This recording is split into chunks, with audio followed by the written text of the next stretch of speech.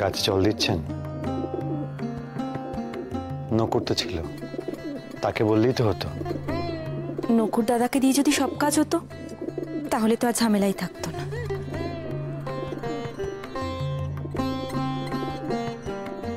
আপনার সাথে কিছু জরুরি কথা ছিল। নিশ্চয়ই কোনো দরকারি কথা। দরকার ছাড়া তো আপনি আবার আমার সাথে কথাও বলেন না। আপনি কাল আমার সম্পর্কে যা যা কথা বলেছেন সেগুলো ঠিকই বলেছেন। কোন দিকে সূর্য উঠলো আজ? বিহারী বাবুর এত নরম সুর, আমার কথা মেনে নিয়ে একেবারে নতি স্বীকার করতে ছুটে এলেন। হ্যাঁ বিনোদিনী দেবী, আমি মুখে যেমনটা বড় বড় কথা বলি, কাজে হয়তো তেমনটা করতে পারি না। আমার চিন্তা ভাবনা আর কাজের মধ্যে কোথাও একটা বিস্তার ফারাক রয়ে যাচ্ছে। আমি সেটা সংশোধন করতে চাই। আমি সবসময় অন্যের জন্য না ভেবে নিজের জন্য ভেবে চলেছি।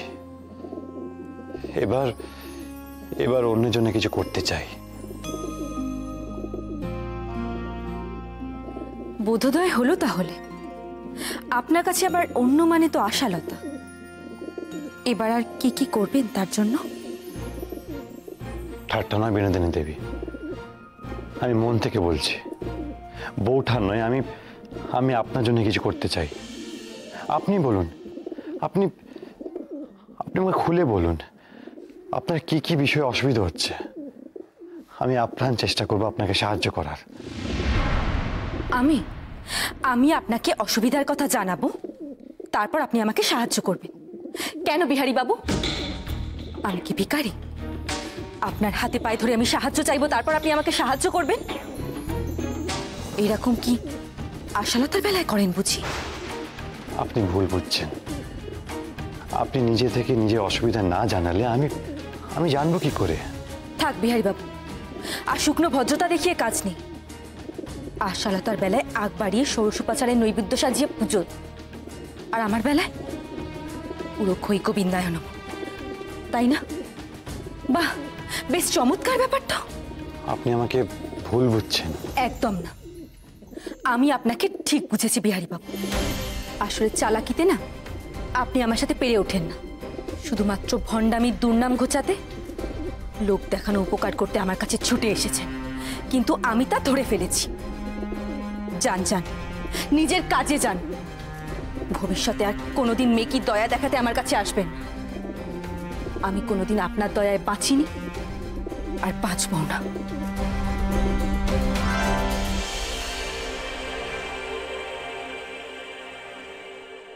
দিদি, ও দিদি, আরে কোথায় রে যায় আজকাল দিদি? হয়েছে কি? হ্যাঁ বলি, হাম্বা হাম্বা রব তুলেছিস কেন? পালে বাঘ পড়েছে বুঝি? কি হয়েছে বল সেটা। এই জন্যই বলে লোকের ভালো করতে নেই। দেখো, তুমি আমার লাঠি জুতো যাই দেখাও না কেন, আমি কিন্তু তোমার পায়েতেই পড়ি। শোনো দিদি, ওই যজ্ঞের খরচ বাবদ অগ্রিমটা দিয়ে আসতে হবে। 5 টিকে ছাড়ো দিকিনি। কি বলছিস? 5 শিকে? ওরে বাবা রে, না ফুলু। দিদি 5 টিকে তুলে তুমি ভিমডিকে পড়ে গেলে কেন? দিদি কথাটাই আছে, হ্যালো করি মকর তেল। বলি হতচ্ছাড়া, তুই কি ভেবেছিস কি? হ্যাঁ, আমি নিজের গাঁটের করি খরচা করে যজ্ঞ করব, যজ্ঞের আয়োজন করব আমি? ওসব হবে না, আর এমন কোনো কথা ছিল না ফুলু। এই জন্যই বলে মেয়ে মানুষের হাঁটুর গোড়ায় বুদ্ধি। কি বললি? কি বললি? ওমা! সাহস থাকে তো আবার বল, কথা কেন বল, কি বললি? দিদি, তুমি আমার মায়ের মতো, আমি তোমায় কিছু বলতে পারি বলো? আমি আসলে মনে মনে বলছিলাম যে তোমরা তো আর ব্যবসা বাণিজ্য বোঝো না, তাই প্যাঁচ পাইয়াটা বুঝবে কি করে। দিদি, বড় ডান মারতে চলেছ, এই 5 টিকে 5 টিকে তো তোমার হাতে ময়লা। ওই মানুষ তোকে দেখতে পাচ্ছি দিদি, সিংহাসনে বসে ভিখিরিদের উদ্দেশ্যে তুমি ওরা কত 5 টিকে ছুঁড়ে ছুঁড়ে মারছো। রাঘব বোয়াল ধরতে গেলে দিদি 2-4টে চুনোপুটি 4 হিসেবে ফেলতে হয়। তাই বল ফুলু, তাই বল। আমি ভেবেছি বোধহয় কি নাকি, আসলে কি বলতো ফুলু, আমি তো এই ঘর পোড়া গরু কি না? তোর জামাইবাবু আমাকে কত ঠকিয়েছে বল দেখি। ইনিয়ে বিনিয়ে ছলাকালা করে এ কথা সে কথা বলে কত কড়ি আমার থেকে কেড়ে নিয়েছে। তাই জন্য না ফুলু, ওই কড়ি দেওয়ার কথা শুনলে আমার বুকের ভেতরটা কিরকম হু হু করে ওঠে, হু হু করে ওঠে। বিশ্বাস কর। দিদি তুমি বলো দিদি, আমি তোমায় কোনোদিনও ঠকিয়েছি? না ভাই, না তুমি ভাই, আমি না, ঠকিয়েছি? না, না। আরে দিদি, আমি কি এতটাই মুখ কুয়ার দিয়ে গাছে বসে আছি সেই গাছের ডালি কেটে ফেলবো? তাই তো, তাই তো। দিদি, হ্যাঁ, আমি তোমায় কথা দিচ্ছি দিদি, কি ফুলু? তোমাকে এই সংসারে রানী করে তারপর আমি ছাড়বো। কি বলছিস ফুলু? কথা দিচ্ছিস? সোনা ভাই আমার, সোনা ভাই আমার। শোনে, বলছি কি, আমি যখন ওই সিংহাসনে বসবো, রানী হব, তখন না আমি তোর এই মাথার চুল থেকে পায়ের নখ অব্দি সব একেবারে সোনা দিয়ে মুড়িয়ে দেবো, বুঝেছিস? হ্যাঁ।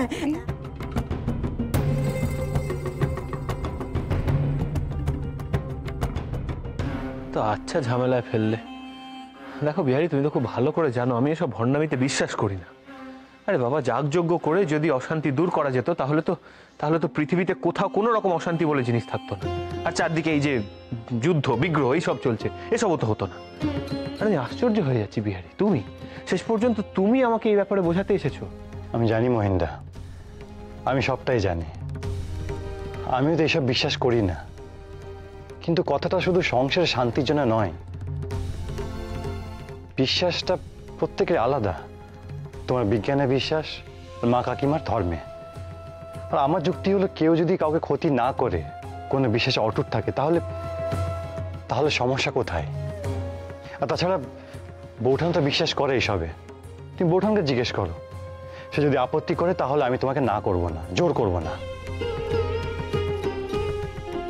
বেশ বেশ, তোমরা যা ইচ্ছা তাই করো, কিন্তু আমাকে এর মধ্যে জড়াবে না। দেখো, মত দিয়েছি ঠিক আছে, কিন্তু তার মানে এইটা নয় যে তোমরা আশা করে বসে থাকবে যে আমি যজ্ঞের সামনে গিয়ে হাত জোর করে বসবো। সেটা হবে না। আর যজ্ঞের সময় যদি আগে জানতে পারি তাহলে আমি চেষ্টা করবো বেরিয়ে যেতে। বাড়িতে থাকলেই আমি জানি ডাকাডাকি শুরু হবে। বেশ, তুমি শুধু যোগে অমত করো না, তাহলেই হবে। ও বেহাই ঠাকুরপো, আপনি আবার আপনার বন্ধুর মতো যজ্ঞের ভয়ে বাড়ির বাইরে পালিয়ে বেড়াবেন না তো? আমার আর সে উপায় কোথায়? মা কাকিমা তাহলে রেগে আগুন আর তেলে বেগুন হয়ে যাবেন। বালি,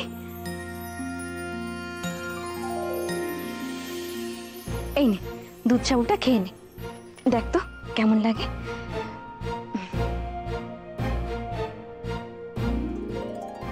আহ, বালি, কি দিয়েছো এতে? এত সুন্দর একখানা গন্ধ বেরোচ্ছে। সেরকম কিছু না রে, একটু এলাচ আর কর্পূর দিয়েছিলাম। কাকিমা বলছিল নাকি তুই সাবু খেতে ভালো লাগছে না তোর, তার জন্য একটু দিলাম। ও, দেখ। আর বালি, কাল না তুমি সকাল সকাল নিয়ে ধুয়ে তৈরি হয়ে নিও, বাড়িতে গৃহশান্তির যজ্ঞ হবে। তুমি কিন্তু সেখানে থাকো। গৃহের শান্তির যোগ্য? তা ওখানে থেকে আমার কি লাভ পালি?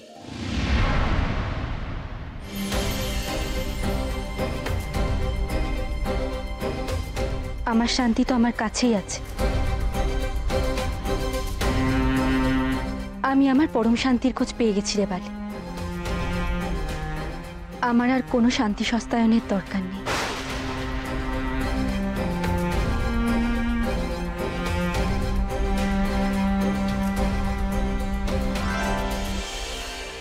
ও ছোটবু, ফুলু কি বললো? যজ্ঞের সব ব্যবস্থা করতে হবে তো, কিছুই তো জোগাড় যন্ত্র হয়নি। কি করব কিছুই তো বুঝতে পারছি না। এই যজ্ঞে নাকি আবার 5 রকমের কাঠ লাগে, তা সেসবেরও তো কিছু বন্দোবস্ত এখনো হলো না দিদি। আহা দিদি, মেজদি, তোমরা ওসব নিয়ে কিচ্ছু ভেবো নে। সাধু বাবার সঙ্গে ফুলুর একেবারে খোলাখুলি কথা হয়েছে। তোমাদেরকে কিচ্ছু করতে হচ্ছে না, কিচ্ছু করতে হবে না তোমাদের। ওই সাধু বাবা তার শিষ্য দুজনে মিলে যা যা জিনিসপত্র লাগবে সব নিজেরা নিয়ে আসবে, শুধু আমাদেরকে মূল্যটা ধরে দিলেই হবে, ব্যাস। তাহলে তো বেশ ভালো কথা, আমাদের কোনো দায়িত্ব নিতে হবে না। ঠিক আছে, কিন্তু মইন যজ্ঞে মত দিল কিনা সেটাই তো বুঝতে পারছি না মেজেবু। মা, মহিন্দা মত দিয়েছে।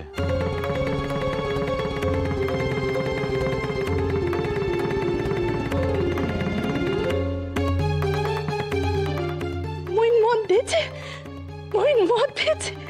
অনেক কষ্টে বুঝিয়ে সুঝিয়ে মহিন্দাকে রাজি করিয়েছে, কিন্তু তোমরা যা করো তাড়াতাড়ি করো। যজ্ঞের সময় মহিন্দা বাড়িতে থাকবে না বলেছে। সে কি কথা? বাড়িতে যোগ্য হবে আর বাড়ির ছেলে বাড়িতে থাকবে না, কেমন কথা হলো? আহা মেজদি, তুমি চিন্তা কেন করছো? বৌমা তো রয়েছে, সে থাকলেই হবে, ওই যথেষ্ট। মইন যে আমাদের মত দিয়েছে না, এই অনেক গো, এই অনেক, এই ঢের। মা আপনি এমনটি করবেন না, এমনটি করবেন না। আপনার ছেলে বিয়ে দেবেন না, আমি ভেসে যাবো মা, আমাকে পাঠিয়ে দেবেন না। বলি কি হচ্ছে কি? ওঠো দেখি, ওঠো। আপনি যা বলবেন আমি তাই করব, শুধু আপনি ওনার কাছ থেকে আমাকে আলাদা করবেন না মা, ওনার কাছ থেকে আলাদা করবেন না। এসব কি হচ্ছে ছোট বউ? সমুর বিয়ে দেবে, সুহাসিনীকে বাপের বাড়ি পাঠিয়ে দেবে, আমি তো কিচ্ছু বুঝতে পারছি না গো। হ্যাঁ রে ছোট, সুহাস যে কথাগুলো বললো সেগুলো কি সত্যি? কি বলি বলো দেখি মেজদি বর্দি, তোমরা তো বিশ্বাস যাবে না। এ কি তিলকে তাল করছে দেখো মেয়ে। ও পুজোর আগে বাপের বাড়ি যাওয়ার বায়না ধরেছিল, বুঝলে তো? আমি বলেছিলাম বাবা পুজো পালা শেষ হোক তারপরে যাস কোন। এখন তো দেখছি মদ দিয়ে ভুল করেছি। হ্যাঁ, কি সব নতুন গল্প ফেঁদেছে। বলি এই হতচ্ছাড়ি, এখানে কি যাত্রাপালা শুরু করেছিস? হ্যাঁ, চল ঘরে চল, এখানে আমি দরকারি কথা বলছি, চল। না মা, এমনটি করবেন না, আপনি যা বলবেন আমি তাই করব, আমাকে শুধু পাঠাবেন না। বলি খুব চালাক হয়েছিস না? কি ভেবেছিস কি? হ্যাঁ, হাটে হাড়ি ভেঙে তুই তো সুরাহা করবি, সেটি হচ্ছে না। আমি তো কি করি তুই শুধু দেখ একবার। চল তুই ঘরে চল, তুই চল। আপনি জানেন তো একবার কি হয়েছে? আমাদের পাড়ার সেই হরেন জেঠু আছে না, তার মেয়ে বিদু দিদির কোলে ছেলে হয়েছিল। আমরা তো খবর পেয়ে ছুটে গিয়েছিলাম। গিয়ে দেখি এখানে জ্যান্ত পুতুল, কি সুন্দর পিটপিট করে তাকাচ্ছিল। তারপর দুটো লাল টুকটুকে গাল, মাথায় কোচকানো কোচকানো চুল, সে আবার জিভ দেখাচ্ছিল। আর তাই বলে সেখানে সবাই বলছিল যে ছেলে জন্মের আগে নাকি পতি মায়ের কিছু খাওয়ার স্বাদ হয়েছে, আর তাই জন্যেই নাকি ছেলে অমন নোনা দেখাচ্ছে। আচ্ছা, এরকমটা কি সত্যি হয়? হুম হুম আপনি জানেন তো, মাসি বলেছে দুধ খেলে নাকি বাচ্চার গায়ের রং পরিষ্কার হয়। আমি তো সারাদিনে অনেক দুধ খাই, তাহলে কি আমাদের বাচ্চার গায়ের রঙও পরিষ্কার হবে? হ্যাঁ হ্যাঁ, হবে হয়তো। কি হয়েছে আপনার? আমি তখন থেকে বকে চলেছি, আপনি তো কিছুই বলছেন না। কি এত ভাবছেন আপনি? না কিছু না, শুনছি শুনছি তো। ছাই শুনছেন আপনি? আমি তখন থেকে বকেই চলেছি আর আপনি তো কিছুই শুনছেন না। আচ্ছা আশা, আমার একটা কথা বলো তো। তোমার সইয়ের জন্য যদি যদি কোনো অনাথ আশ্রমে দেখাশোনার কাজ বা ধরো কোনো বোর্ডিংয়ে পরিচালনার কাজ, এরকম কোনো কাজের ব্যবস্থা করে দেওয়া হয় না? মানে উনি যখন নিকুঞ্জবাবুর ওখানে ছিলেন শুনলাম যে উনি খুব ভালো কাজ করেছেন, তাই ভাবছিলাম। উনি তার মানে আমার কোনো কথা ঠিকমতো শোনেননি। ওনার মাথায় শুধু শুধু বালির চিন্তা ঘুরছে, ওনার মন জুড়ে কেবল বালি। তাহলে উনি আমার জন্য এত উতলা হচ্ছেন কেন? আসলে ঘরে শুধু ঘরকন্নের কাজ ছাড়া অন্য কিছুই তো করতে হয় না ওনাকে। অত গুণী একজন মানুষ শুধু শুধু বাড়িতে বসে বসে শিক্ষা দীক্ষায় মরচে ধরে যাচ্ছে। সেই জন্যই ভাবছিলাম যে ওনাকে যদি অন্য কোনো কাজের ব্যবস্থা করে দেওয়া যায়, ওনার ভালোর জন্যই আমি। আপনি খুব অশান্তিতে আছেন তাই না? সর্বক্ষণ খালি বালির কথাই ভেবে চলেছেন। হ্যাঁ হ্যাঁ, একদম ঠিক বলেছো তুমি। সারাক্ষণ আমি শুধু তোমার বালিকে নিয়ে ভেবে যাচ্ছি। বিনোদিনী ছাড়া আমার মাথায় আর কোনো চিন্তা নেই, আর কোনো ভাবনা নেই। সারাদিন শুধু ওই চলছে আমার মাথায়। আমি হাজার চেষ্টা করে ওকে কিছুতেই আমার মন থেকে দূর করতে পারছি না।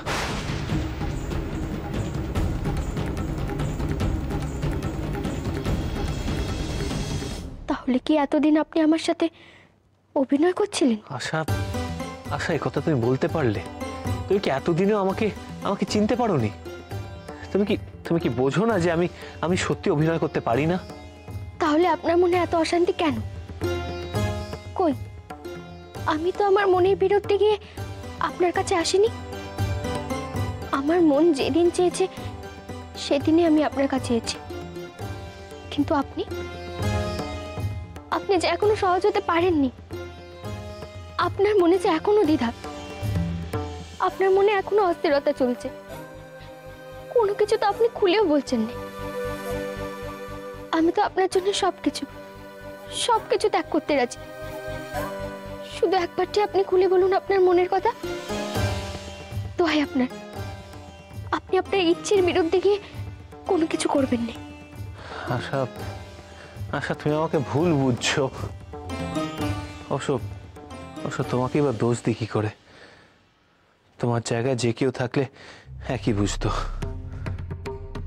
আমি যদি কোনো ভুল বুঝে থাকি তাহলে আপনি বুঝি সেটা ঠিক করিয়ে দেবেন না? আপনি তো আমার স্বামী, আমি ভুল করলে যে আপনাকেই পথ দেখাতে হবে। দেখো আশা, আমি যে তোমাকে কি করে বোঝাবো জানি না, শুধু এইটুকু বলতে পারি, আমার মন প্রাণ জুড়ে এখন শুধু তুমি। তুমি কি করে ভালো থাকবে, তুমি কি করে সুখে থাকবে, সারাক্ষণ আমি এটাই ভেবে চলেছি। কিন্তু কিন্তু বিশ্বাস করো আশা, আমি শান্তি পাচ্ছি না। আপনি এখনো ভয় পাচ্ছেন? আমার ক্ষতি হওয়ার ভয়? কিন্তু কেন? আমি তো আপনাকে অনেকবার বলেছি আমার কোনো ক্ষতি হবে না, কেউ আমার কোনো ক্ষতি করতে পারবে না। এগুলো হলো ধুত্রর বীজ। আমি একা মরবো না, সবাইকে নিয়ে তবেই আমি মরবো। পারবে না আশা, কেউ পারবে না, তুমিও পারবে না, বিহারিও পারবে না, তোমরা কেউ আমাকে নিশ্চিন্ত করতে পারবে না। আমি যে কেন এত ভয় পেয়ে আছি সেটা যদি তুমি বুঝতে আশা। ও বর্দি গো, কই গেলে? ও বাবা, মেজদিও এখানেই রয়েছো? তা ভালোই হয়েছে, দুজনেই যখন রয়েছে একটা সুখবর আমি দিই। ওই শান্তি সস্তনে সব জোগাড় যন্ত্রণা হয়ে গেছে, আমি করে ফেলেছি, কোনো চিন্তা নেই গো। শুধু একটা কথা বলার জন্য আমি এখানে এলুম, সেটা হচ্ছে বৌমাকে কাল একটু উপোস দিয়ে থাকতে হবে, ব্যাস। এ কি বলছো ছোট বউ? এই পোয়াতি অবস্থায় সে উপোস করবে? না না না, তা হবে না। আর তাছাড়া এই যজ্ঞে আমার বৌমা কি করবে? তোমার নাতির সব জন্মের মতো ঘোচাতেই তো এ যোগ্য গো বর্দি। এ তো ভারী অদ্ভুত কথা বললি ছোট। আমরা তিনজন উপোস দিলেই তো যথেষ্ট। ওই দেখো, বলি দিদিরা কিছুই বোঝেনে, বুঝতেও চায়নে। আমাদের ওই তেকালদর্শী সদানন্দ বাবা যিনি আসছেন, তিনি একথা বলেছেন, তিনি ফুলুকে দিয়ে বলে পাঠিয়েছেন তাকে উপোস যে থাকতে হবে, আমার কথা নয়। না না ছোট বউ, আগে শরীর তারপরে নেও। এই অবস্থা আমি তাকে কিছুতেই ওই উপোস দিতে বলতে পারবো না। আহা বর্দি, মোটে একটা ঘন্টার তো ব্যাপার গো। বাবা বলেছেন বৌমা পোয়াতি বলে তিনি সকাল সকাল যজ্ঞ সেরে নেবেন। ও তুমি দেখো, কিচ্ছু হবে না গো বর্দি, কোনো ক্ষতি হবে না। না না ছোট বউ, না। আর তাছাড়া শুধু যদি সববার দরকার হয় তাহলে তো তুমি আছো, সুহাস আছে। তুমি বরং একবার পুলুকে বাবার কাছে পাঠাও, আরেকবার কথা বলে আসো। না বর্দি না, সে আমি পারবো না। আমি শুনেছি বাবা নাকি একেবারে এক কথার মানুষ গো, তিনি ওই কথার নড়চড় একদম পছন্দ করেন না। তার থেকে ভালো বর্দি, এ যজ্ঞ তুমি বন্ধ করে দাও। হ্যাঁ, বন্ধ করে দাও। ওমা, এ কি কথা? সংকল্প হয়ে গেছে। তাছাড়া এখন যজ্ঞ বন্ধ করে দিলে, এইসব কথা শুনলে এই সংসারের উপর সদানন্দ বাবার রোষ পড়বে ছোট। আমার হয়েছে শাকের করাতের দশা। ওদিকে মইন জানতে পারলে তো আস্ত রাখবে না। মইন তো সবকিছু বুঝতে পারবে, তার কাছ থেকে এসব কথা আড়াল করি কি করে? মইনকে তো তবু আড়াল করা যায়, কিন্তু বেহারি ওইসব নিয়ে একদম তুমি কিচ্ছু ভেবো না। বেহারি মইন কেউ কিচ্ছু জানতে পারবে না। তাছাড়া এটা তো আমাদের ওই মেয়েদের ব্যাপার না, ওটা আমাদের মধ্যেই থাকবে। কোন না গো দিদি, এবার আমি যাই, বুঝেছো? কাল সকাল সকাল উঠতে হবে, মেলা কাজ পড়ে রয়েছে, যাই গো। ছোট, হ্যাঁ, তখন সুহা সমন করে কাঁদছিল কেন বল দেখি? যে মেয়ে এতদিন বাপের বাড়ি যায়নি, সে মেয়ে বাপের বাড়ি যাওয়ার নাম শুনে অমন কাঁদবে কেন? বলো না মেজদি, এ কথা তুমি আর আমাকে জিজ্ঞেস করো না। কি বলবো বলো দেখি? ও মেয়ের না পেটের মধ্যে একেবারে জিলিপির প্যাঁচ, বুঝেছ? পুজো শেষ হতে ভালো মনে, সরল মনে তাকে বললুম এবারকে ঘুরে আয়। সে দেখি সব কথা কেমন বাঁকা পথে ঘুরিয়ে নিলে। এমন জটিল মেয়ে কোথাও দেখেছো? কারো ভালো করতে নেই গো দিদি।